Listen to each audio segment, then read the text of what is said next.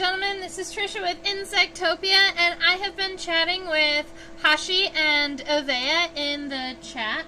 We are looking at a Vinegaroon, which is also called a whip scorpion, although I want to look at two animals because there are whip scorpions, that their other name is Vinegaroon, this creature here, and then there's something called tailless whip scorpions, which are just a little bit different, and I wanted to show you both so that you could get a chance to kind of see them both and make a decision. I know that we are more natural people, so you may have heard of both of these, but I guess, like, you know, the average person hasn't seen or heard of them. This is a tailless whip scorpion. Sometimes people call it a tailless whip spider. Sometimes they just call it an amblypygid. So both of these animals have a number of common names, and that's because, well, they are neither spiders nor scorpions, and so they're called whip scorpions, but they're not a true scorpion because they don't have venom.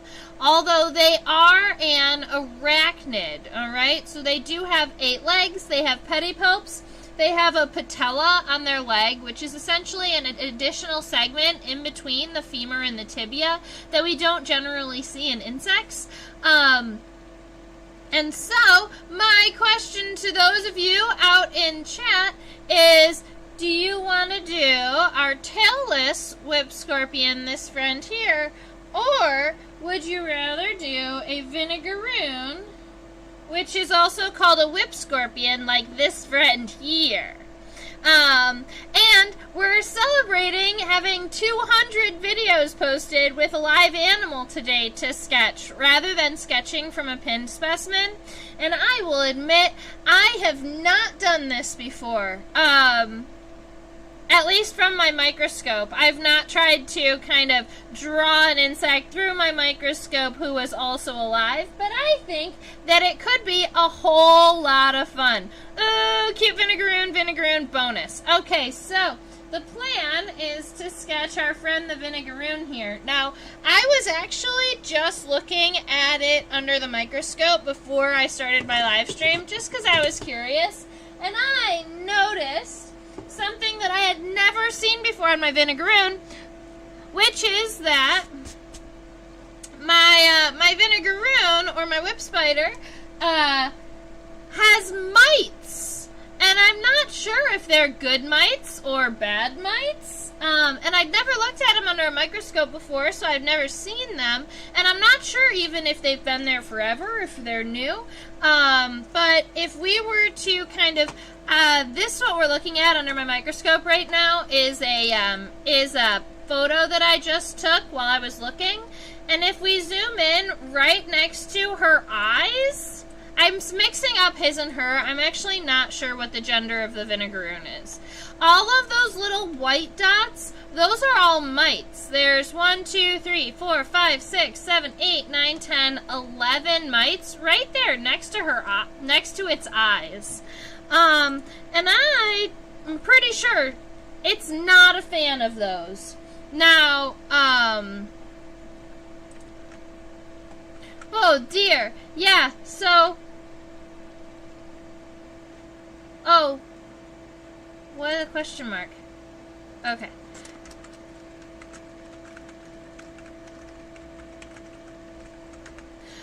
Whip scorpion and Vinegaroon are just two common names for this creature.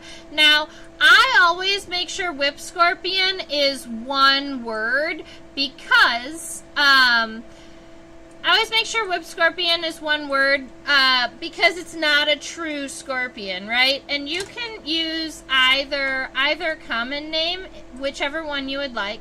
I believe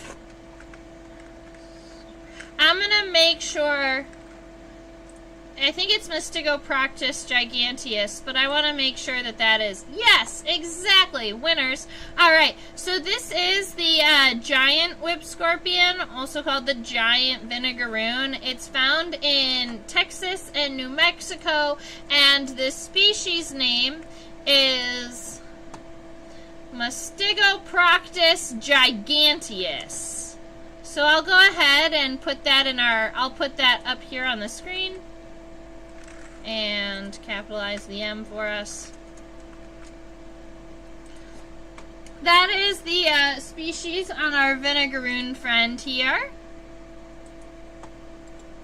I found a pseudoscorpion in your apartment. Oh, cool. I love pseudoscorpions. I think that they're nifty. Alright. So I'm going to just call it a Vinegaroon. When I'm talking to students, if I call something a whip scorpion, they automatically assume that it has a stinger and has venom. And so that's why I use the word Vinegaroon, because it gives more information about the creature you are learning about. It has vinegar in the name, and Vinegaroons have the ability to create vinegar in their body. They spray acetic acid. Mastigoproctus giganteus. Alright, so we've got Mastigoproctus giganteus, our species name here.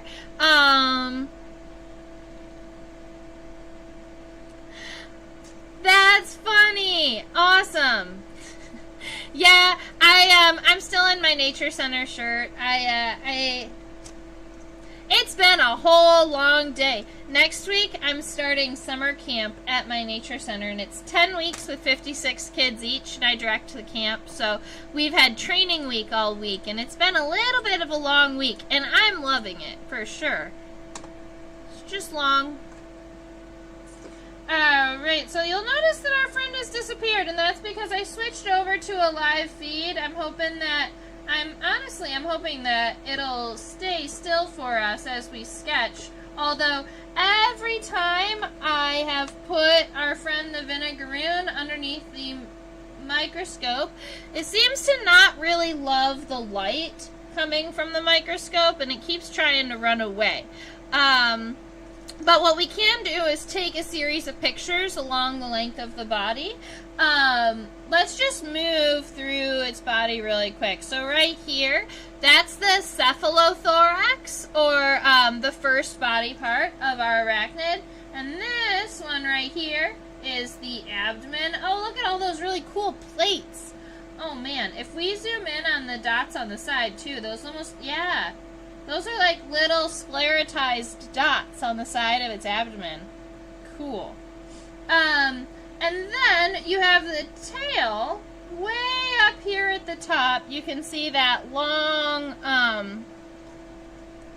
this long whip-like tail here. Now, funny enough, oh, don't move on me. Funny enough, that long tail on a Vinegaroon is called the flagellum. Just like the end of an insect's antenna. I'm curious what the very end of this looks like. So there are some more mites right here that we can see. And right here at the base of the flagellum, this is where they're actually going to be spraying the vinegar from. It's where they spray the acid. Cool. Awesome. So, we're going to hopefully leave it right around here.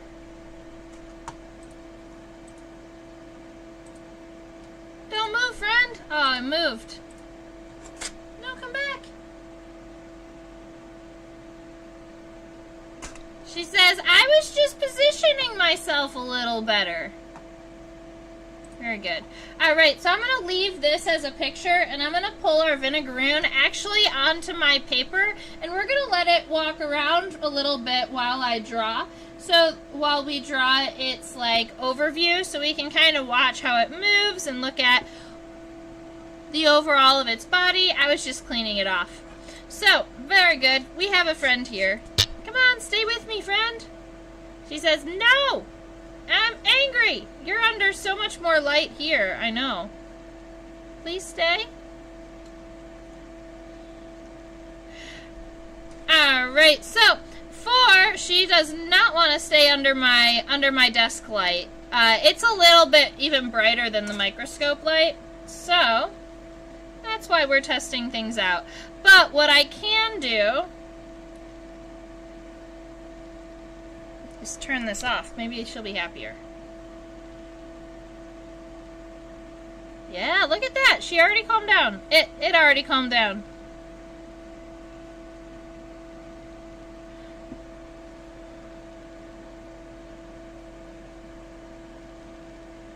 Alright. You'll go back in your home underneath the microscope. That's fine. It's just going to be very hard to see her entire body at one time. You know what we can do? We'll do this. We'll split it like this. While we are looking at her, so we've got this main body part here and then the abdomen behind. I'm hoping to take a series of pictures along the length of her body as we're drawing it, so that as we find a good position, we'll just take the picture so that if she moves away, that'll be okay. Like a little snapshot of the microscope. So we've got the cephalothorax up front, we've got this long circular abdomen, and then we have this nice long flagellum, or the tail that the vinegar sprays from the base from. 6 walking legs, a pair of what we call antenna form legs, because the legs are in the form of antenna. They are long and thin, and they help her kind of feel around a little bit. Those are also called the whips, right? Up here. And then you have the pedipalps. Pedipalps help an arachnid grab onto its food and pull its food to its face. You can see that actually in the microscope image here. These big honking guys up in the front, those are pedipalps. And they're used to grab onto food. They're also used to dig, because vinegaroons really like to be underneath logs and underneath stones, kind of dug down under where you have like higher moisture contents.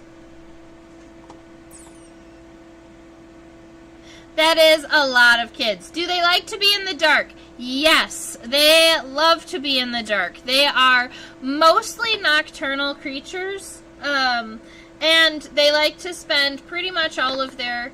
I don't know if they're nocturnal or crepuscular, but they're definitely not, like, active in the daytime. And... yeah, because they like to be under rocks and stuff, they don't generally get a whole lot of daylight. They also don't have really great vision. So that's why they need these big whips up in front to help them kind of feel around. I'm going to pull her to the side a little bit. I'm hoping that you got enough of a view of her this way that I'll be able to spend a little bit of time drawing her myself. Let's see. Alright, so I'm going to start...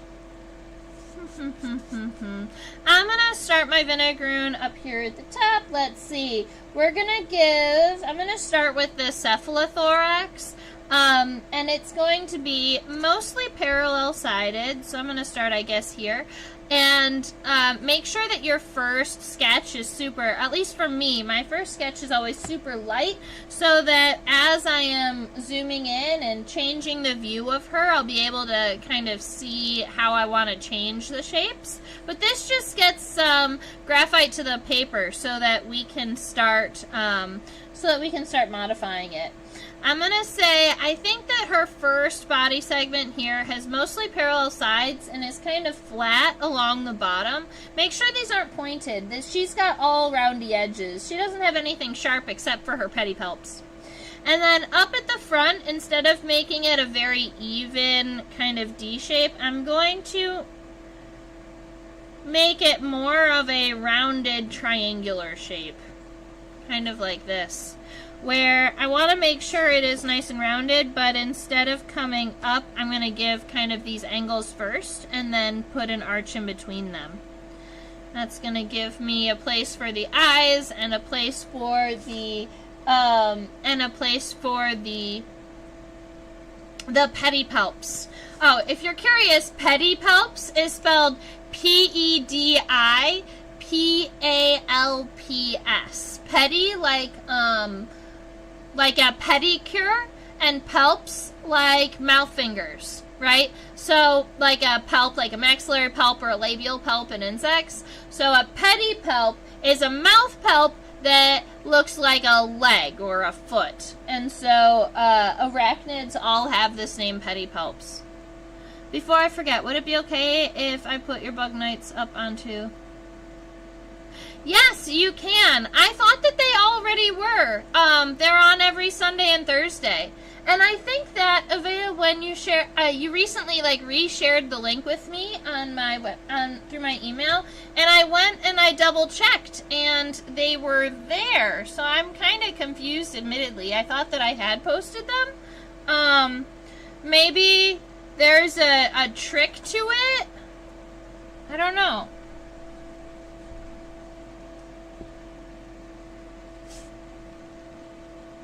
So with our pedipalps here, I'm going to go ahead and give us kind of a rough, give us like a rough sketch of these. They are multi-segmented, and I am not sure what the names of the segments are of the pedipalps. As an entomologist, arachnids are not my primary love, but they're definitely something that I can get behind. So there's one segment that seems to kind of be mostly rectangular and works its way backwards. And then this next segment is what opens up. So we've got, it kind of starts narrow at this base and it gets a little bit wider. And it comes towards the center and seems to have a series of spines. Although I'm going to not make it too dark because I really want to make sure that we zoom in and check those out. It's possible that there's a whole nother set of spines in here. Cool. Alright, so that gives us something to work with, though. The pedipalps are about, let's say, half the length of the cephalothorax. So if you take your cephalothorax, kind of split it in half and put it on top of the, that's going to be about, where the pedipalps reach to. And these guys, if you do get your finger kind of caught up in the pedipalps, they are sharp. When I checked the website, it also said, do you want to publish? And maybe I should have clicked the publish button. I don't know. You'll have to let me know. If they're not there, I can go and make sure that I go through the right steps. There are a series of 4 pairs of legs along the cephalothorax, and instead of drawing all of the legs in my first sketch, I'm just going to kind of put little circles where the legs are connected. So we're going to go 1,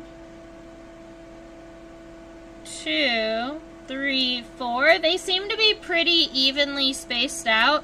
The first one up here at the top, and then the last one at the very, connected to the very bottom of the cephalothorax.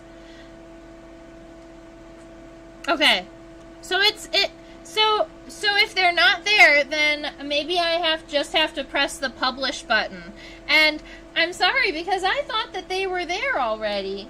Alright, so we've got this cephalothorax taken care of. We have the pedipalps where the legs are actually coming out. So we're going to draw this kind of larger oval that is the abdomen section.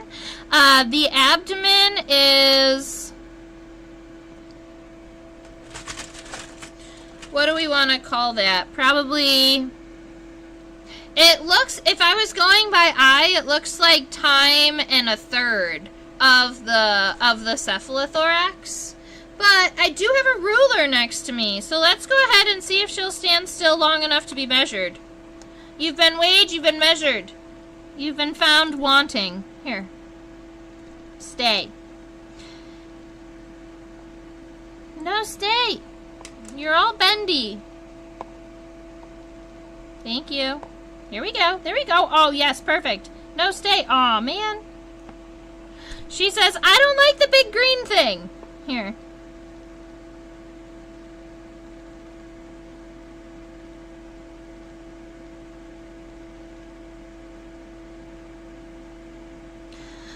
So if we were just going from the back of the abdomen to the front of the head without the pedipalps or the tail,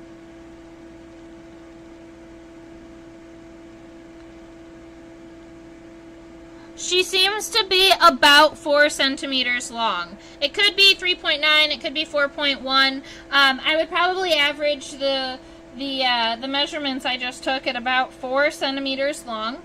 And then, yeah, she really doesn't like the ruler, so I'm not going to leave it too much, bother her with it too much. But I'm going to go with 1 1/3 for the length of her abdomen. So taking our cephalothorax here, giving it about there, I'm going to put a little line here, and then taking approximately, 1/3, adding it to there. Is that going to be big enough? I mean, that seems about right. Okay, so I've got the approximate length of my abdomen. Oh no, stay in there. She goes, if you're going to keep bothering me, I'm just going to leave the container you have me in. I just have her in an open flat bottom container because I was thinking if we sketch her, it'd be easier than having her in her like everyday home. Because she'd be hiding all the time. So this abdomen, it's not super wide, but it is wider than the cephalothorax by just a little bit. And then we're going to come down, and I'm just giving her a nice kind of elongated and rounded abdomen. I might even end up making it just a little bit more narrow. I don't want it to get too wide.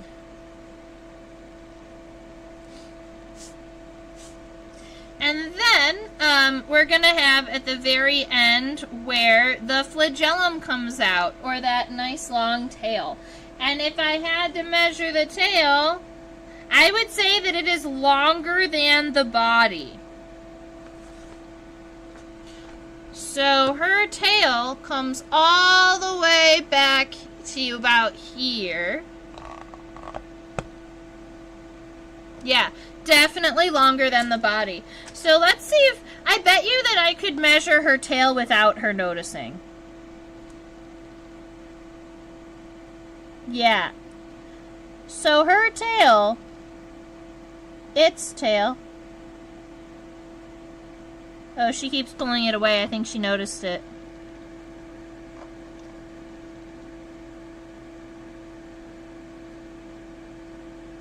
Is about 4.2 centimeters.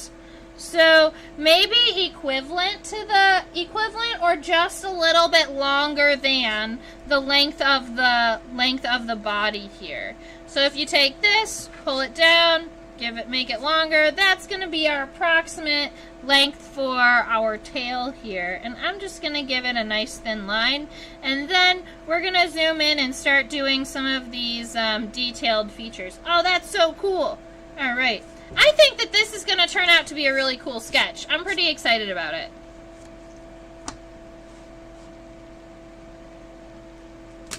All right. So maybe let's look at some of the pictures we've taken already. Okay. All right, so for this one,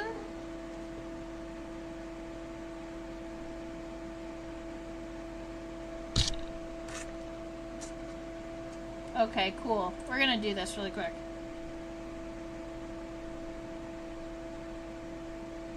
Look at her pedipalps are making a cute little heart.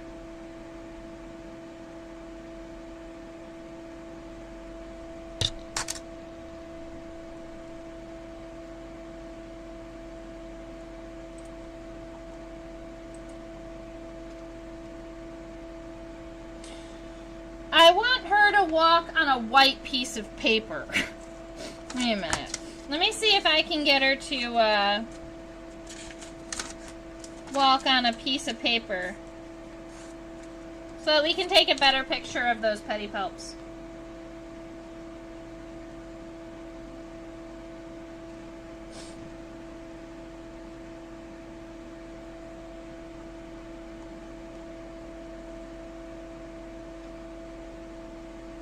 She may not be a fan of the texture of paper.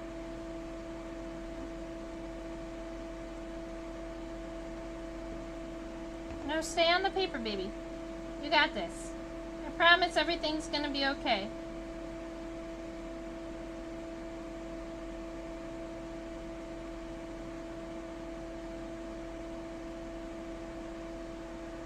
She says no. Nothing is okay if I have to stand on paper. Silly girl.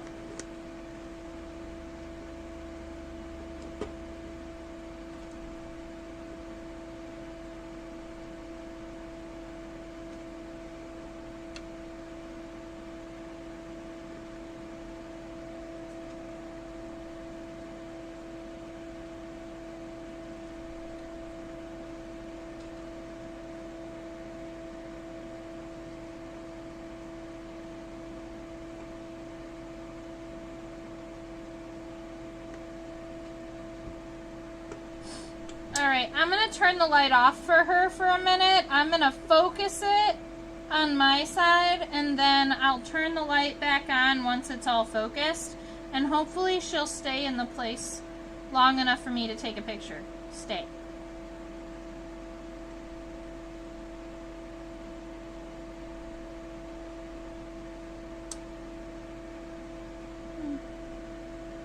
I love her so much, though.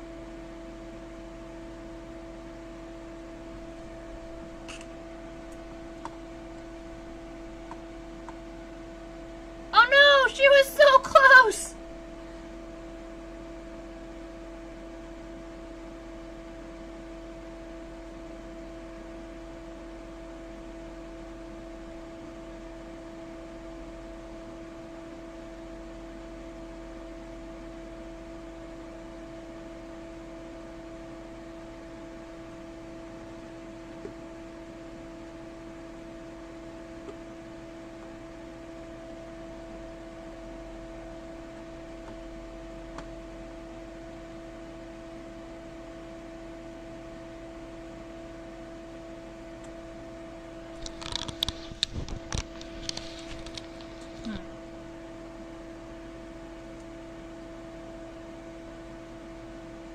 She's just a super fan of this dark corner right here, which is not being helpful for our study of her pedipalps.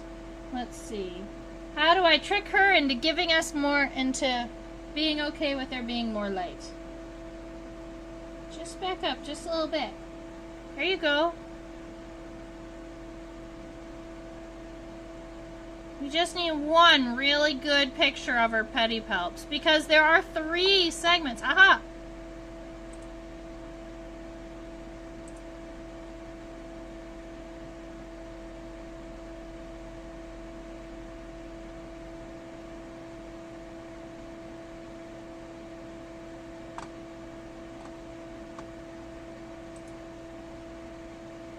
That one's cool.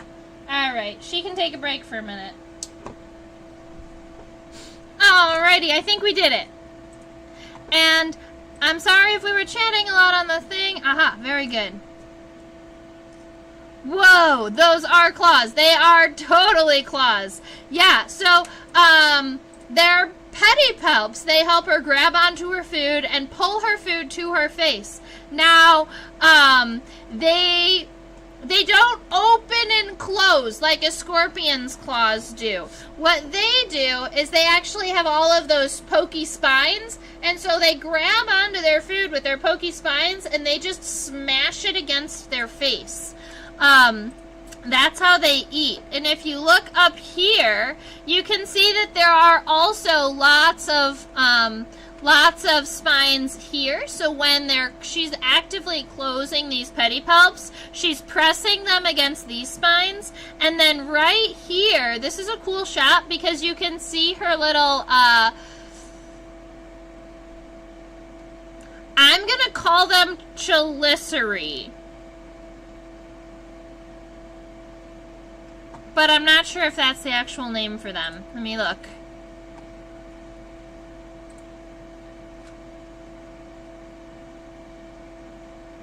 So I I can describe them. Oh, they are chelicerae. Yay. Okay, we're winners. So those down there are her chelicerae, and there are 2 of them, and they open and close this way, and they move in and out this way. So as it's using its pedipalps to kind of smash a cricket or a prey item into its face, it's got these little chewing mouth parts that open and close and do this, and pick it apart and eat it. Are spiders' pedipalps like that? Spiders' pedipalps... spiders can have a variety of different, looking pedipalps, but most spider and tarantula pedipalps look like legs. So if you were to count them, you could almost be tricked into thinking that a spider or a tarantula has 10 legs rather than 8. Although spiders' pedipalps do tend to be a little, I guess we're going to call it smaller. Spider pedipalps tend to be smaller than tarantula pedipalps. Now, see, there's so much detail here that I'm just going to end up erasing what I have here so that I can sketch something better. But, at least I know about how long they should be when they're kind of wrapped up like this. Now, along the front end, right here, how do I want to start my sketch? I've been talking about the buggy so much that I don't know how I'm going to start this. Let me, I'm gonna cross out some of these images we're not using so that I can clear it up a little bit. Alright, I'm gonna use this image to do the front of my head, and then I'm gonna connect the pedipalps to it. I think that that's gonna be the easiest way for me. Oh, here, you can even have your hide, baby girl. Go on. Go into the dark. You're gonna be much happier there. Alright, cool. So the front of her head, you can see all of those little mites. I'm hoping that they are commensalistic mites, meaning that she's helping them by giving them food. Like, they'll eat, her leftovers, but they're not hurting her. I hope that they're commensalistic mites.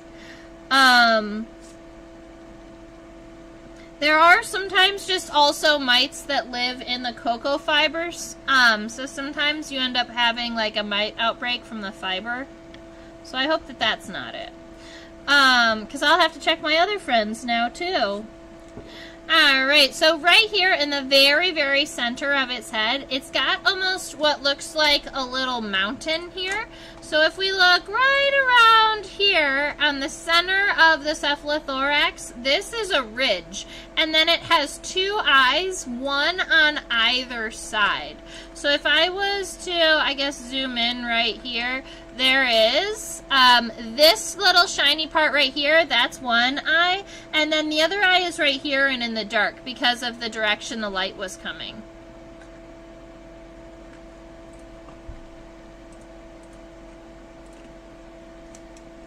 He sings shiny. She sings spiky. I love that.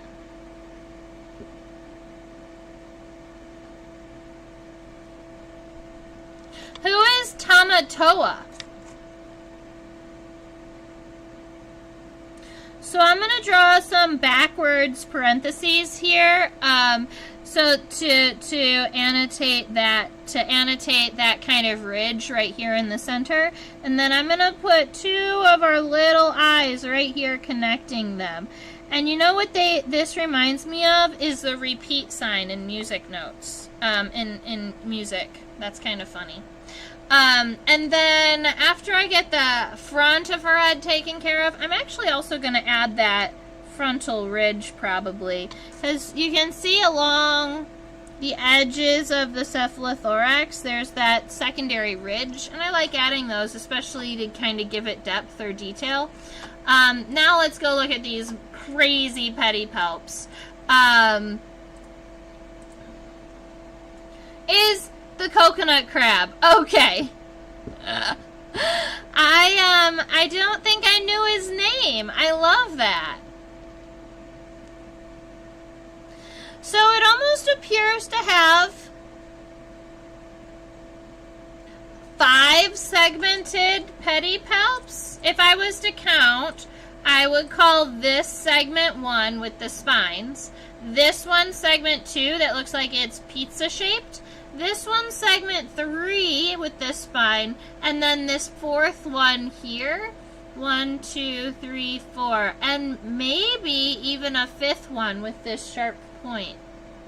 1, 2, 3, 4, 5. And you just can't see it on the left one because she was reaching so far. But I think it's 5. So, let's see. You know what this reminds me of right here in the center of her face is like 2 gears kind of fitting together. It almost looks like those spines could fit together and push that food down. So let's see. How I'm going to start this is I'm going to give it a rounded arch lightly here, and then I'm going to add the spines, I think. So we're going to give it this arch, and then we're going to come back.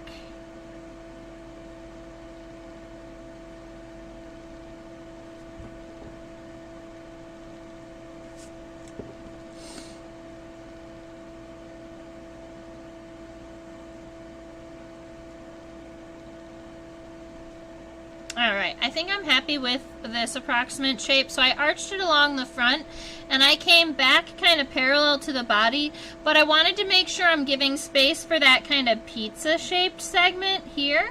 So I angled it down to give room for that and then just finished it off. So I'm going to kind of darken these lines here, but then along the front there are a whole series of spines, and there's a part of me that kind of wants to zoom in right there and see if we can count.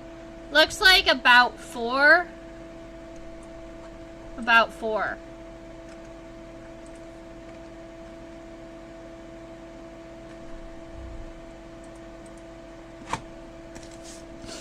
So I'm going to add 1, 2, 3, 4 right up front. And so we're seeing a couple of things. We're seeing the sclerotized exoskeleton or the hardened exoskeleton. That's all the dark pieces. And you can see those kind of light pieces in between the pieces of skeleton, kind of where the pieces of the suit of armor are bending. And I don't think I've ever given you this word before.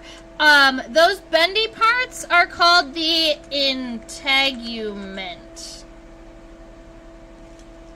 So the hard part is sclerotized exoskeleton, and the soft parts in between is the integument.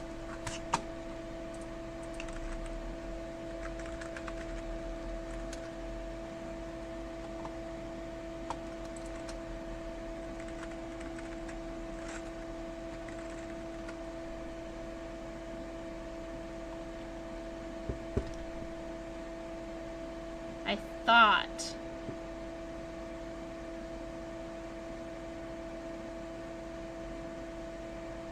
Maybe I thought that that's what it was.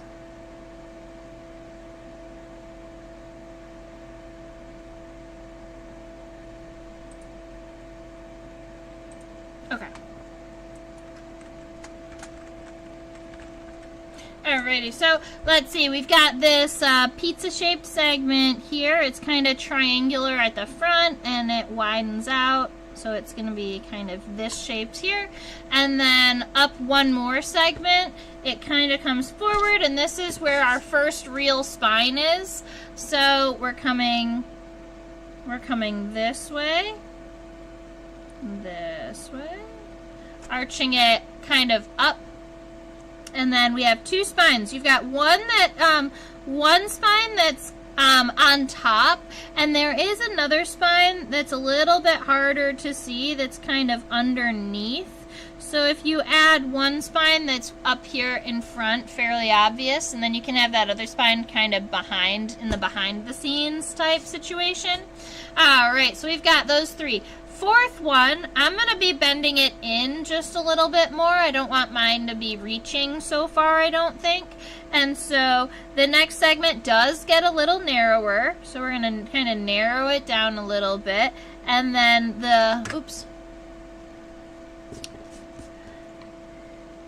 The segment ends kind of arched outward a little bit, and we have an additional spine here to finish that off. And then we have the last segment that appears to just be essentially 2 spines coming out from the front. So that is how I think I'm going to be. I want the end to be better. I want it to be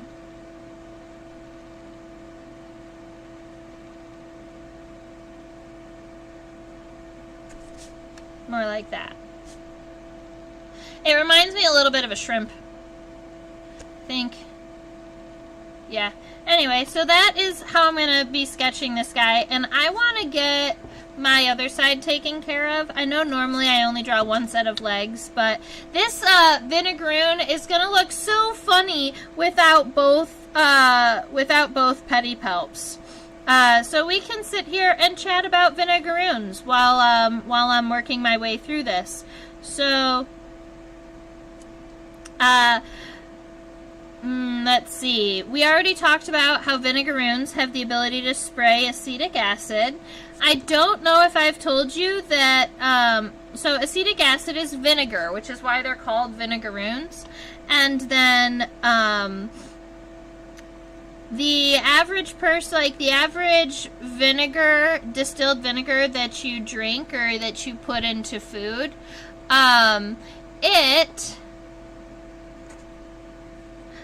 it's about 3 to 5% acetic acid, but the vinegar that a Vinegaroon sprays is 80% acetic acid.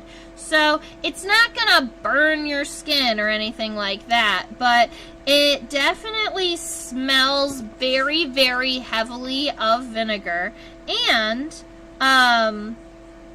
it smells heavily of vinegar, and I'm sure that if it got into your eyes or if it got into a paper cut, I'm sure it would hurt then. It does have a very similar, like, defensive use as to, like a skunk spray.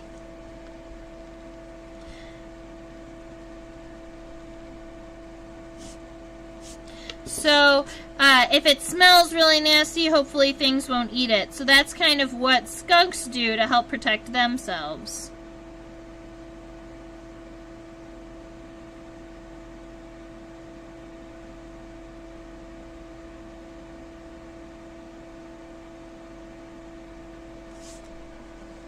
I mean, that's kind of cool. I was wrong. The arachnid I have seen here are salafugids. Yes, so salafugids are sun spiders.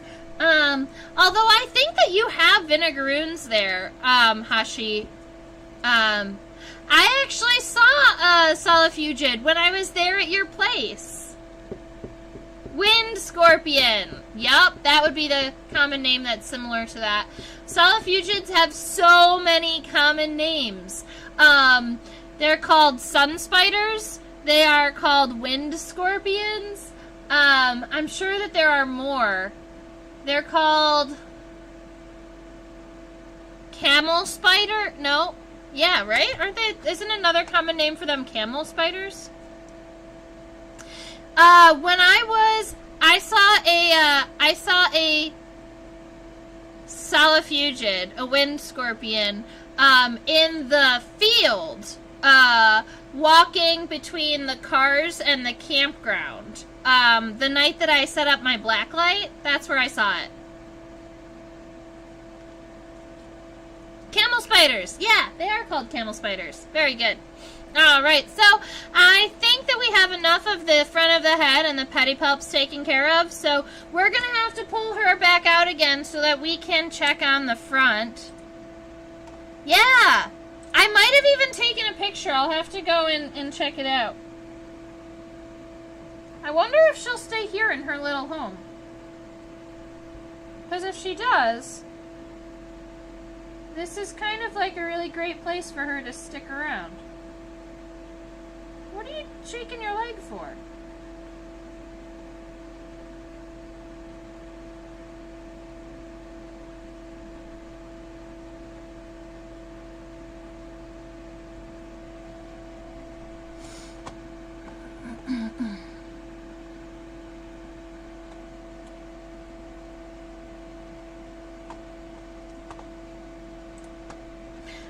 I'm going to take advantage of the fact that she's not moving around too much right now and take a couple of pictures, I think.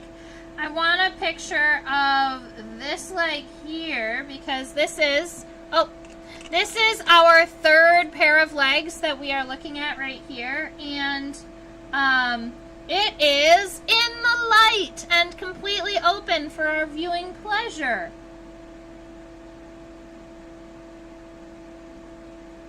So at the base of this leg, that's what we're going to call the trochanter. It is right about, let's see, I'll go ahead and grab my pointing fly. So the trochanter is right around here. Then we have the femur here. And then between the femur and the tibia, in arachnids, you have this segment here. That's the patella. Then the tibia, and then the tarsus.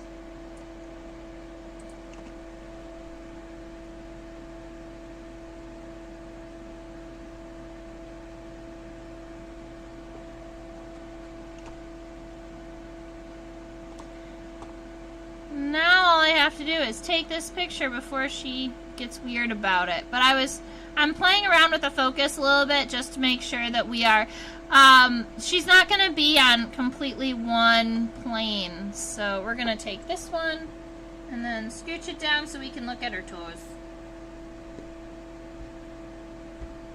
Oh, we can't get, we'll do it.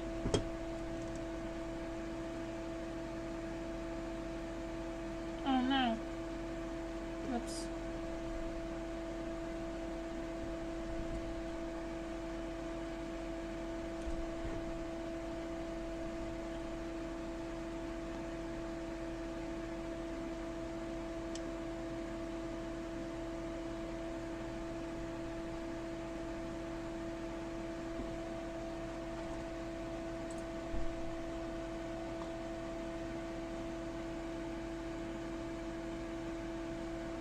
I was trying to get a good picture of her tarsus.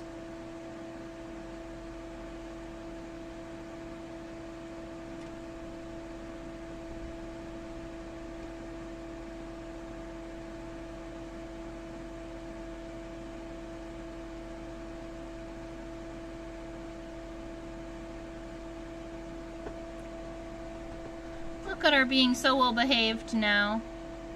So these are the two little claws at the end of her tarsus.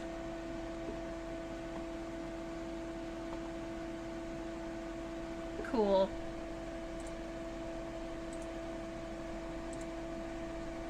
Alright, so this is going to help us see where the legs are actually connected to the body, and we can also see the rest, a lot of the edge of the cephalothorax. It does come out a little bit more. It's a little bit more bulbous than, I guess, parallel as I had sketched it before. So I'm just going to make it a little bit wider than I had originally sketched it to add that detail in. And then when I come down, instead of just making this line straight across, I am going to arch it up slightly from some details we're seeing there. Now, right about here in the center of her body, there's that little bit of a divot, and I'm going to go ahead and give it kind of like a star here to show that divot happening on the cephalothorax. There is actually kind of like a little, that's also an internal structure, and this whole piece pops off of the top of her body, and that is going to be how she sheds her exoskeleton. Alright. So for our first pair of legs up here at the very front, these are these really long antenniform legs. They do still start with a trochanter, and the trochanter is pretty short. It's just this little doodad here. And then, let me count some segments really quick on it. Tarsus. So if that is the tarsus, then we have the tibia, the patella, the femur. And that's the trochanter. Okay. So, the trochanter might be a little bit longer. It's actually that entire, like, rectangle that comes out. The femur, that first long segment, is the segment that's coming down. So, if this is the trochanter here, the femur is very, very thin, and it's going to come down the entire length of the cephalothorax. So we've got this femur coming down, and then the next segment would be the patella.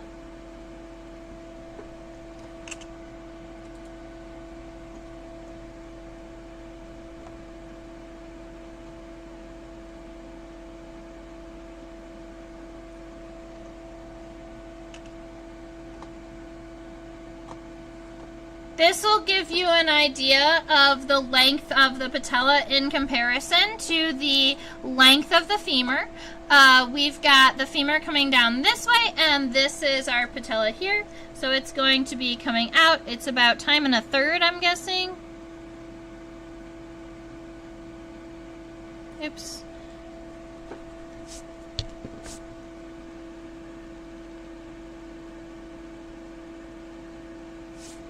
Alright, so then we have the tibia.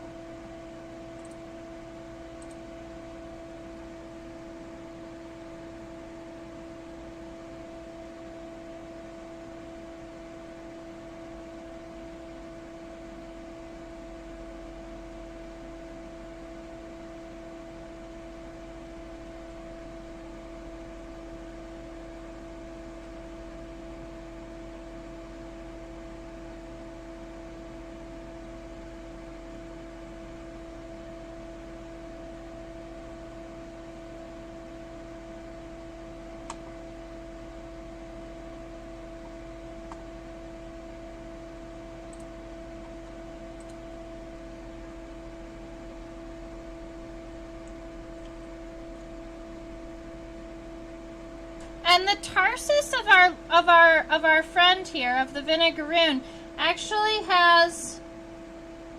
is multi-segmented. Let's see if we can get this guy in focus.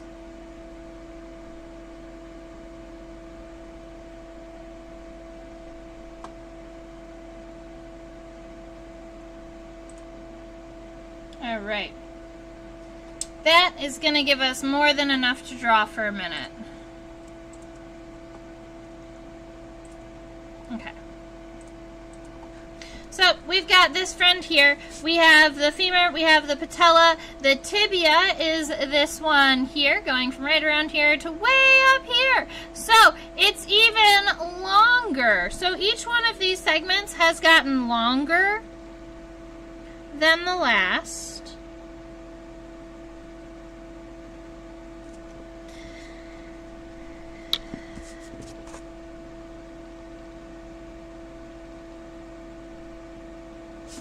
And then the tarsus is actually probably tarsi because it is multi-segmented.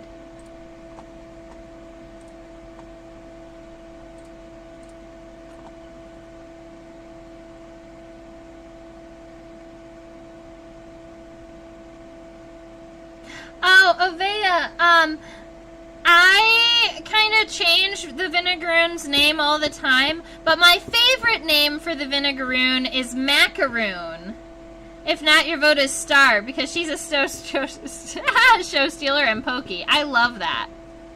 Yeah, this is a very odd leg, and it's called an antenniform leg because arachnids don't get antenna, so they are going to have these crazy long whip-like legs that help them kind of feel around. And I was going to try and count the segments on the tarsus. Let's see. 1, 2, 3, 4, 5, 6, 7, 8, 9. We're going to call it 9 or 10.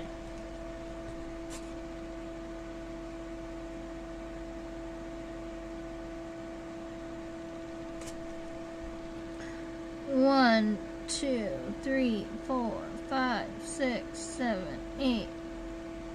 Mine was 10. That's fine. Okay, so yep, there's your first leg there. I think that the antenniform legs are really awesome, and they're so unique to the arachnid world. The Vinegaroons and then the tailless whip scorpions, they both have this type of leg, but other than that, no one else gets them, and I think that that's pretty cool. Alright, now I was able to take this picture of the third pair of legs, and all of the walking legs, the next 3 pairs, have this very similar shape. We'll probably take new pictures for the hind leg, but we can do the second and the third pair of legs with this image here. The trochanter is going to be coming actually out down pretty close from the first pair of legs here. So let's see.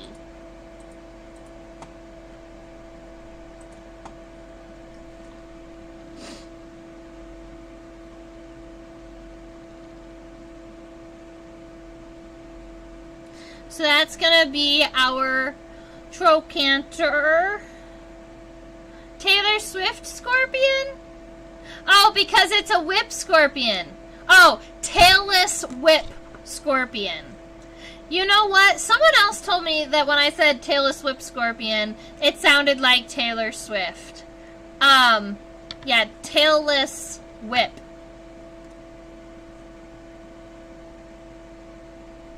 You're not the first person to say that, though. That's funny.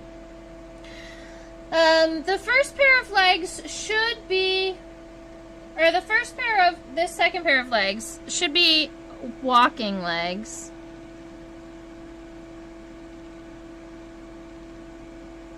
Okay. So they're coming up and forward. Let's see. Right around like this. We've got a fairly wide femur. The trochanter kind of starts narrow, gets wider, and tends to be pretty short. And then you have the tibia that's going to move forward kind of as so. And then the tarsal segment. If you want, we can flip over to the tarsal segment image, but it looks a little bit like this.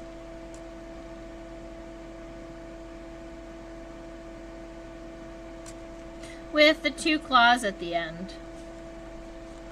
Alright, so we're going to do that same formula, but just a little bit further down for the third pair of legs.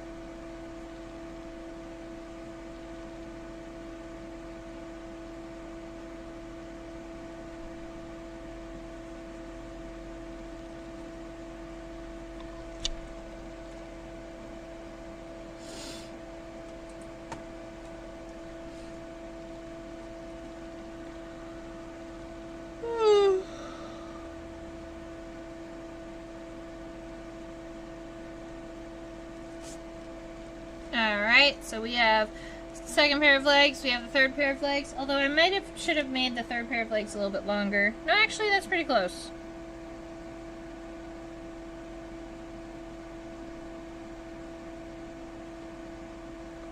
The femur needed to be longer. That's what's wrong.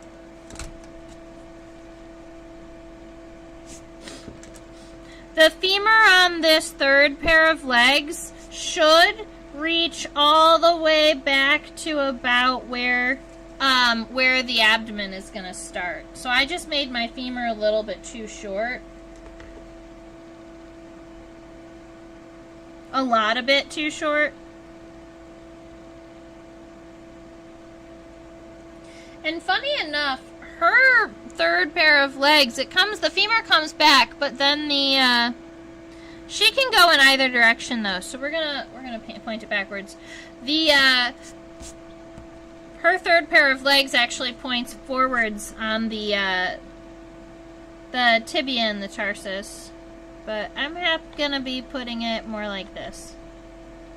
She has the ability to walk, so this would be a point during walking anyway, where she kind of has her legs stretched out a little bit better.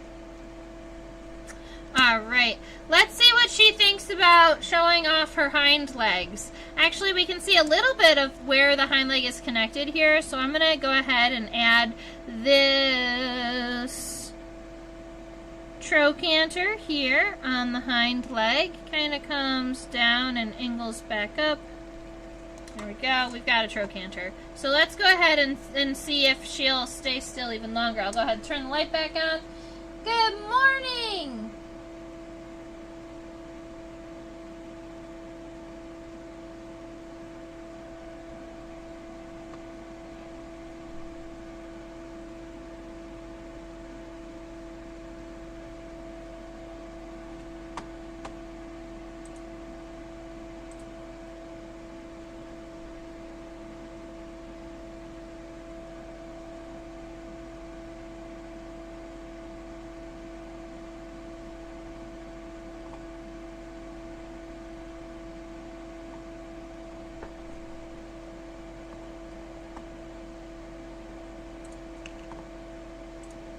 Alright, so I'm thinking with those two images, we should be able to get this hind leg taken care of. The femur is what we are focused in right now, and the femur's length is about half of the length down the abdomen.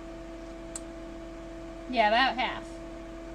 So we're going to be taking this, and admittedly, the femur kind of comes up and over the body a little bit, and I might actually do that kind of like this, come over the body just a little bit, and then come down. The patella is here, in between the femur and the tibia. That's a patella.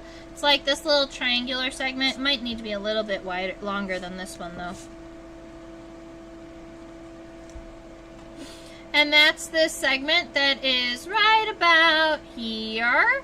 And then if we're going past that, down here is the tibia, and this is the tarsus. So the tibia is going to kind of continue down. And then we have the tarsus segment.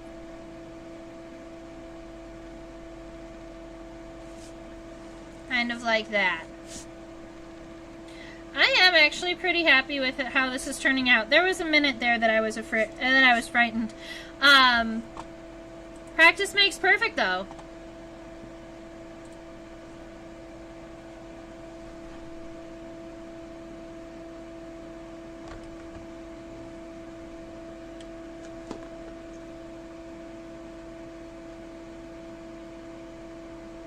Alright, so now we are going to go ahead and check out the abdomen. Yay! Let's see. Oh, hi! That's a whole face there. Alright.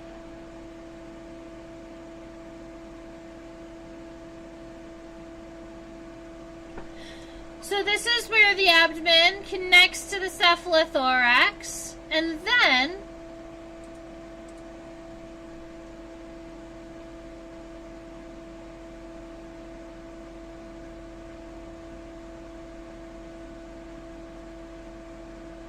this is going to be the end of our abdomen.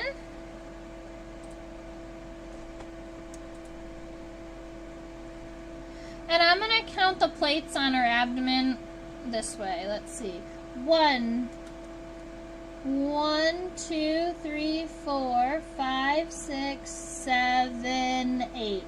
There are 8 abdominal segments. Let's see if we have them all in photo. 1, 2, 3, 4, 5, 6, 7, 8. All right, we do. Winners. Okay, so from our abdomen here, we are going to break our abdomen into 8 abdominal segments. And I'm going to start off by actually making my abdomen a little bit more narrow in the top and make it kind of go more roundy. Let's see. I'm going to start it a little narrower and then round it out a little bit better. And what I first want to do before I start adding any of those hard solid lines is I want to kind of subdivide the abdomen. So I'm going to take it and go 1, 2, 3, 4, 5, 6. All right, I need to make them smaller. And that's why I do this with light lines first. All right, let's see. 1. Nope, needs to be bigger. 1. And then 2 and 3 are actually pretty narrow. And then 4, 5, 6, 7, 8. All right, that's close enough. So we've got each one of these segments. Now you'll notice that the outside of the abdomen is all of that squishy exoskeleton, and you can see those exoskeleton plates on the top. So what I'm going to go through and do is I'm going to add kind of the plates on the top, and I'm going to make her more like this. Okay. I don't want it to connect so narrowly. Alright, so what I'm going to do is I'm going to come up and I'm going to be adding each one of these segments. I'm going to give them outer kind of parentheses here. On the first one, it's narrower on the top, and they're connected. And then on our second segment, they get a little bit wider.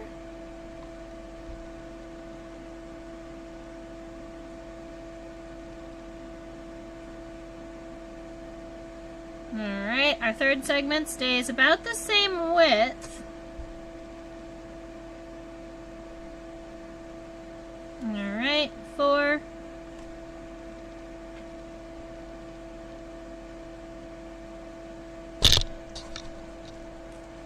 We're going to switch over to the other picture.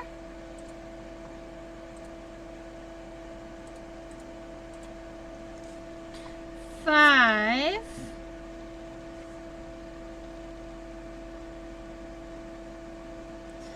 Alright, and 6 is where they start getting smaller. 6. Oops, that one didn't go straight. You can tell when I start getting tired, my lines start to get even more and more crooked. Alright, 7 gets even more narrow. And then to the point where we are at 8, we're going to take where 7 ends and we're going to go all the way to kind of the end of the abdomen and close it off. Alright, so we have each one of these segments. Now, the softer segments here, they are still going to follow that segmentation, but instead of just kind of making a straight line, at every segment, I'm just going to give it one little arch here. Kind of make our Vinegaroon almost look bulbous, and then meet it down at the very end.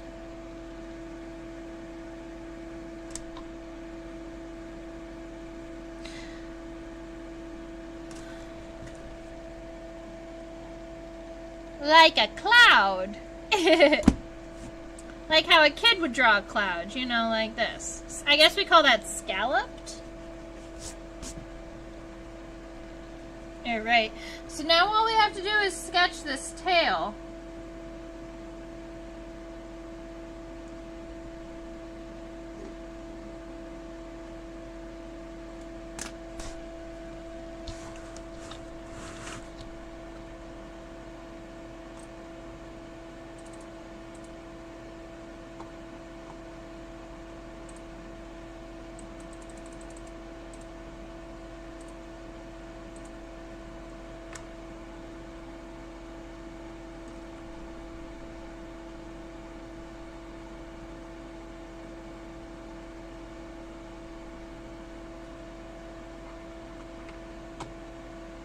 Alright, so this tail is super long and has an incredible number of segments and hairs.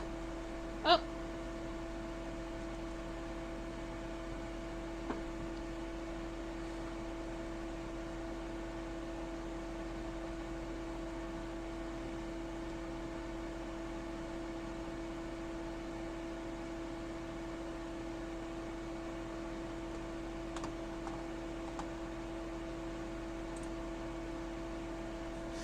This is like microscopy work on extreme mode. Like super hard. Alright. So here we are. There's one more small segment here where the flagellum is connected to the abdomen. There's this rectangular segment that comes out of the very end, and that's where the tail is coming out of. Now, we already have the approximate length of our tail, so now all we need to do is give it width, segmentation, and all of these thin hairs around it. So if I zoom in, you can see these even better. All of these little hairs. I believe those hairs are sensory.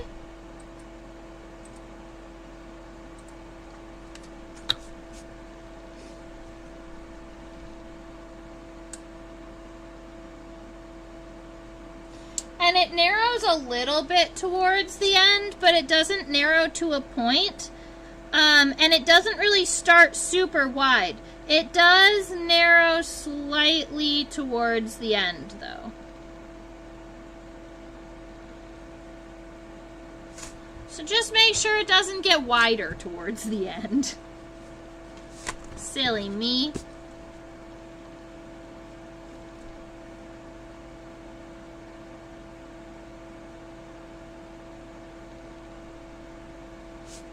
That's better. Alright, so I'm going to come in here and add all of these little segments. They are uncountable under the microscope, which means it doesn't matter how many segments that you give it. And then you can give it a series of light hairs.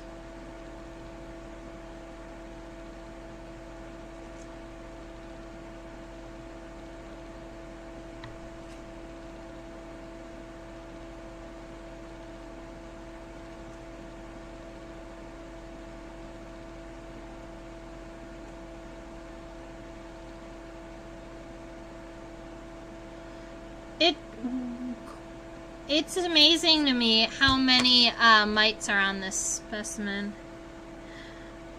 What do they use the tail for? It's kind of like a, so I would say the hairs are for sensory, and it's kind of like aiming for the vinegar. So the vinegar comes actually out of the base of the abdomen, but if they kind of point their tail forward, the vinegar is going to shoot forward, and if they point it backwards, it's going to shoot backwards. So it's kind of like having an aim. And do they flick it forward? They do have the ability to kind of pick up their entire abdomen. So if this is the Vinegaroon and it was flat, they have the ability to kind of pick up their abdomen like this and then point their flagellum or that tail forward. So I guess from a side point of view, if I was going to give a really quick drawing of that, it would look like this with the cephalothorax down, the abdomen kind of up like this, and then the tail out like that. And then they still have their legs here and their whips that would be kind of like this, and then those crazy looking claw doodads, right? So something like this is their defensive stance, and admittedly it does make them look really super scary. But why the very long tail? I got nothing. Not sure. I'm not sure why it adapted super long in comparison to just being able to spray from the base.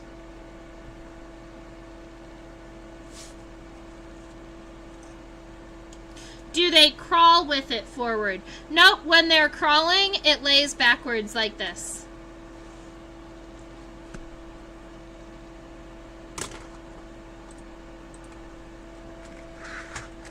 I wonder what Google has to say about the purpose of a Vinegaroon tail. Sensory organ and defense. Well, that's what I already said, but I was hoping to get why it was longer. Nope. It helps them pick up motion of the air and the smells around them as they move around in the dark. So maybe having a longer tail gives you the ability to sense a larger range. So all of those little hairs on there are sensory hairs. So maybe if it was short, it wouldn't pick up as many senses, as many winds and cues as it does when it's long.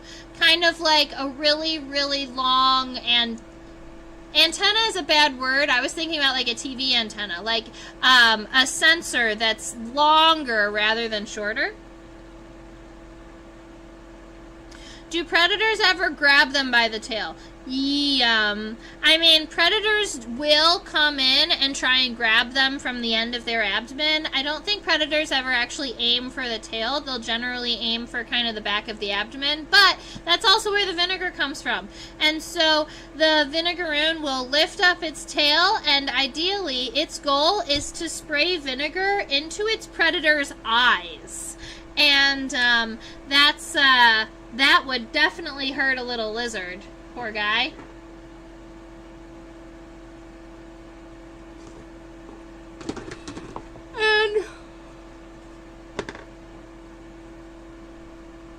And the big question, what are their predators?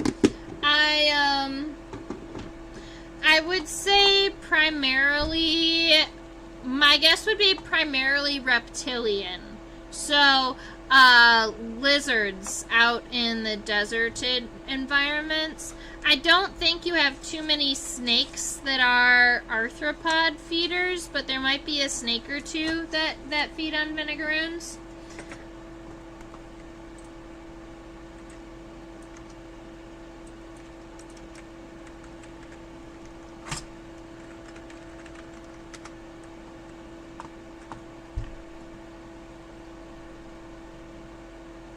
And, I guess ground birds. I didn't consider that, but, like, there are a whole lot of roadrunners in Arizona and Texas, and they'll eat them.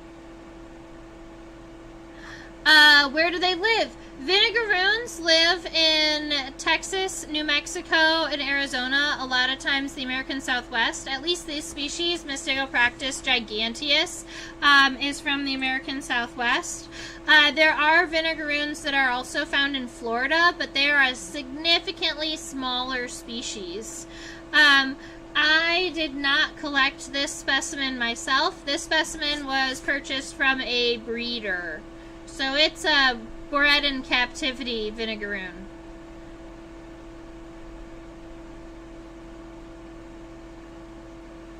Roadrunners are diurnal, right? Yes, you are right, they are. So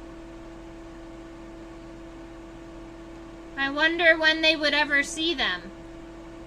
Unless roadrunners go and pick through, they do like to be like underneath logs and underneath things, and I wonder how much a roadrunner would kind of pick through stuff. Like a pile of wood, if they saw like the edge of a... I don't know my birds well enough.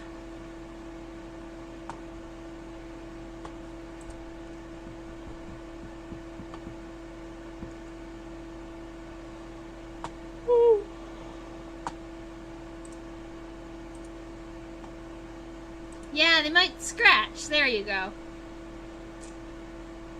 I only see them running.